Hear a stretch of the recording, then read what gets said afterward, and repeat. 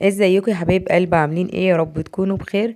هنعمل مع بعض النهارده روتين اول يوم رمضان، واللي شجعني على الروتين ده ندى بنتي، ربنا يصلح حالها يا رب. استنى بقى لما انا رحت كده عند باباها الصبح المحل، وقامت هي بقى بدأت الروتين وصورت معاكم اللي انتوا هتشوفوه ده. هقول لكم لغايه فين هي صورت معاكم.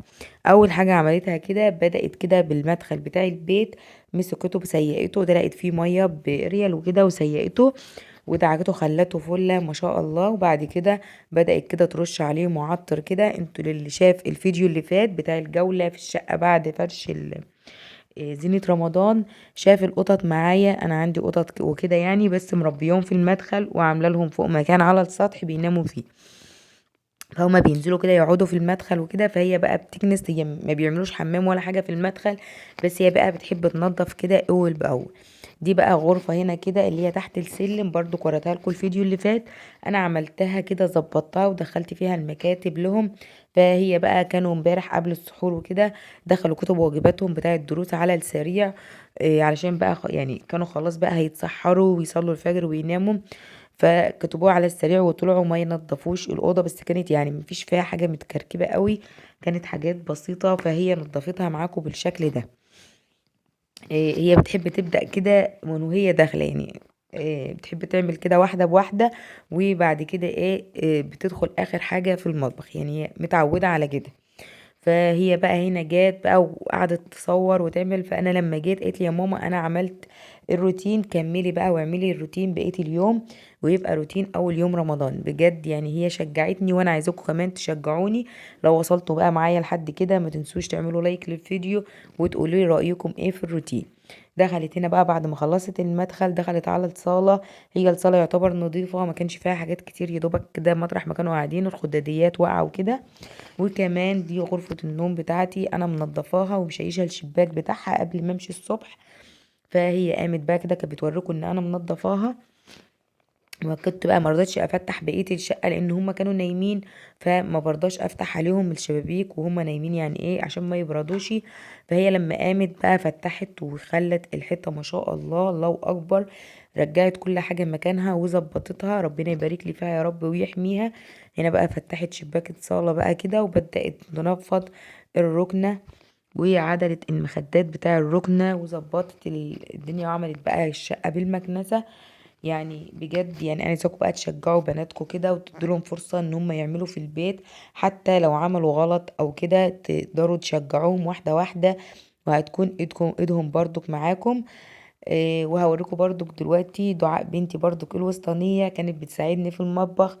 فانتوا حاولوا بقى بناتكم، اولادكم الصبيان برضك عادي جدا يقدروا يعملوا معاكم في البيت، ويعتمدوا ان اللي يعمل حاجة ويعني يعمل حاجة في الشقة وكده هو اللي مضطر ان هو يعدلها تاني. هنا بقى كانت دخلت على المطبخ، الكلام ده كان يعتبر الساعة 10 الصبح، كان هي عليها درس الساعة 11، فعملت الكلام ده كده قبل ما تمشي وظبطت الدنيا دي كده.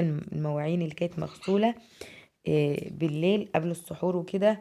هنا بقى انا كنت مطلعه الصلصه بتاع المحشي، هي بقى مسكت المطبخ، مسحت الرخامه والبوتاجاز ونضفت الارضيه وكده، وسابت بس الكراكيب في الحوض علشان ايه لما ترجع من الدرس تغسلها. بس انا لما رجعت عملتها انا، وبدأت كده عطرت كل الشقة ومشت بقى راحت دروسها. وانا جيت هنا بقى كانوا اخواتها لصحهم، وهي كانت لسه جات وقالوا لي يا ماما ان هي عملت روتين وكمليه. فانا كنت بقى هنا مطلعه الصلصه وطلعت الكرنب ونقعت الفراخ وكمان حاجه السمبوسه، وبدات كده بقى غسلت ايه الكراكيب اللي في الحوض. وقلت بقى كده ايه ابدا معاكم زي ما انتم شايفين انا اللي كنت بعمل هنا. غسلت ايه الكراكيب ولقيت لسه بدري على الطبيخ وكده، كانت لسه الساعه حوالي 12 وحاجات بسيطه، يعني ما كانتش لسه يا دوبك الظهر جدا.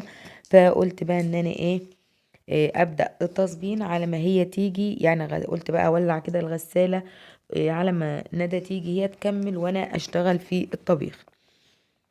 هنا بقى خلاص خلصت المواعين، كانت حاجات سهله يعني حاجات بسيطه كده من السحور، كوبايه الزبادي وكوبايه الشاي. انا بعمل الزبادي دي على ايدي، مش بشتريها. فلو حابين تعرفوا الطريقه ان شاء الله عرفوني في التعليقات، وانا احط لكم اللينك في صندوق الوصف. خلاص بقى كده خلصت هنا، وبدأت بقى هنا قلت ايه اولع على الهدوم بقى وكده وانا واقفة بعمل، فهي هطلع دور ولا حاجة عما هي تيجي تكمل وتنشرهم وخلاص الشقة نظيفة. فالواحد كان متشجع ان هو يغسل الهدوم في نفس الوقت اللي كنت بطبخ فيه. وبصراحة هي بسم الله ما شاء الله الله أكبر، جات من الدرس دخلت كانت شطبت الحمام، دخلت غسلته ودخلت بقى كده عملت معايا المطبخ.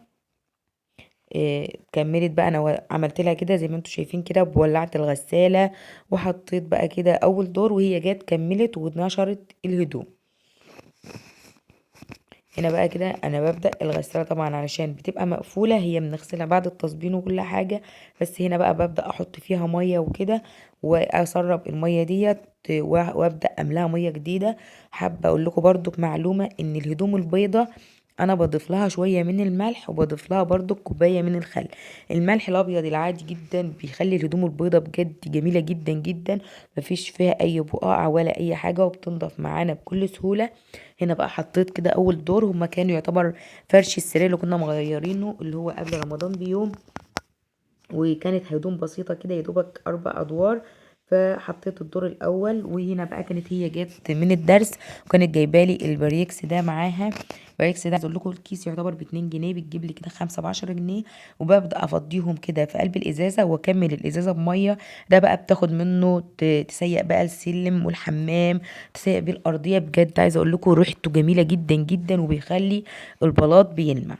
هنا بقى هي برضو دخلت بقى فتحت أوضة اخواتها بعد ما جت، يعني لان هم لما كانوا قاموا وانا جيت بقى دخلت المطبخ فما عملتهاش. هي بقى دخلت هنا فتحت الاوضه وسوت السراير. بجد لما بتكون الحاجه نظيفه اول باول، لما بتيجي تنضفي تاني بتبقى سهله وبسيطه. يا دوبك هي نضفت السراير وبقت الاوضه معانا جميله بالشكل اللي انتوا شايفينه ده، وفتحت الشباك والشمسه كده دخلت على السراير. لازم كل يوم حتى لو الدنيا بتشتي لازم افتح الشبابيك، لو الدنيا بتشتي على الاقل نص ساعه نفس جديد يخش الشقة والدنيا تتظبط معانا. هنا بقى عملت تتبيلة الفراخ.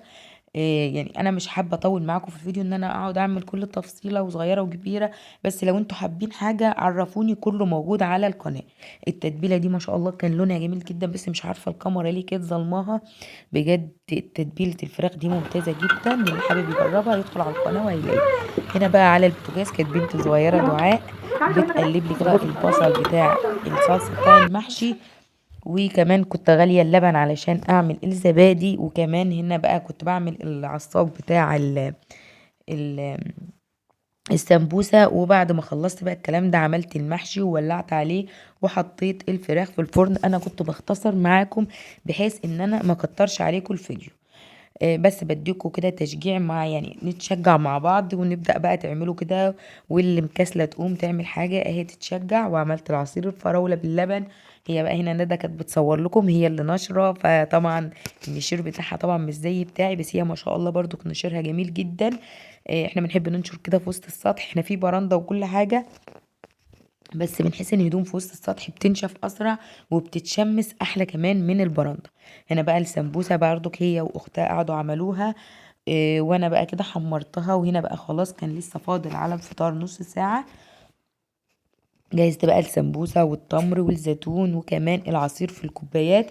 ودي الزبادي اللي انا عملتها يعتبر عاملاها الساعة 1 او 1:30، ودي كانت الساعة 5:30، يعتبر بالظبط 4 ساعات. وكانت ماسكة معايا بالشكل ده، وكنت هدخلها بقى التلاجة. ده كده الفطار بتاعنا.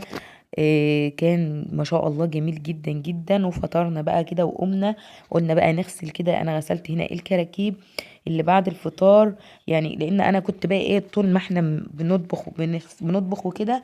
كانت ندى بقى ايه تغسل كراكيب انا اغسل كده، فكان الحوض فاضي وسهل وبسيط. هنا بقى المطبخ كان سهل كده. وكمان كانت دعاء بقى بتساعدني اول باول اللي محتاجاه تمسح ورايا. فعايزه اقول لكم شجعوا بناتكم